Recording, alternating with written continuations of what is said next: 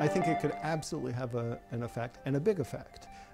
When Lehman Brothers went under in 2008, that was, I won't say it was widely expected, but it was certainly expected that Lehman in particular would go under. And there was that expectation, and the view was Lehman is relatively small, and we have to let the markets know, okay, so the US authorities, that we're willing to let someone go under, and Lehman is the most obvious. There had been the Bear Stearns rescue just a few months before. And Greece is a very different animal. It's a small country, just like Lehman was a small investment bank. They've been trying to save it for over 5 years at this point. If they're not able to keep Greece inside the Eurozone solvent, liquid, and happy, relatively happy, that's going to send a very bad signal to the entire world. I don't think it will stop with Greece. I think immediately there'll be an attack on, could be Italy, could be Spain, conceivably Portugal or Ireland, who knows. And if it spreads, it could spread contagiously immediately. When Lehman went, the global price of risk rose tremendously around the entire world because something unexpected had taken place. Greece could be way worse. But Greece would not be completely unexpected, though. So is the world getting ready for this?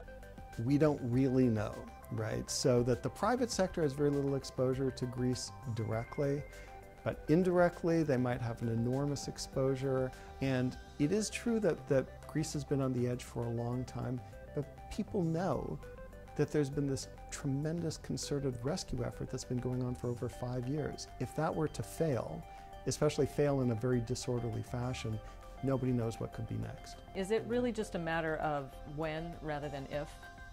No, it's certainly not guaranteed. They've been holding on for 5 years at this point, and they could hold on for another 5 years or until infinity, right? There's no guarantee that Greece will be forced out. Does this situation have any lessons for a multi-country monetary union like the one that they're thinking might be happening down the road here in Asia? Well, I think most people think that European Monetary Union was poorly designed and poorly executed, in the sense that you have a monetary union without a fiscal union, without a political union, and I think those are all considered now to be essential prerequisites for any serious monetary and banking union. So I don't really imagine that Asia is going to be pursuing anything like this in the future, in the immediate future for sure, in part because of the lessons of EMU. Is there a compromise position here for Greece? Perhaps leave the Eurozone, but somehow hang on to the euro as their currency? There's a compromise position for Greece, but it's that we will start shaping up and we will reform our supply side and get rid of the monopolies and reduce the labor market restrictions and so on and so forth, and in return get financial support from the European Union. But I don't think there's a compromise where they get booted out of the euro but continue to use the euro.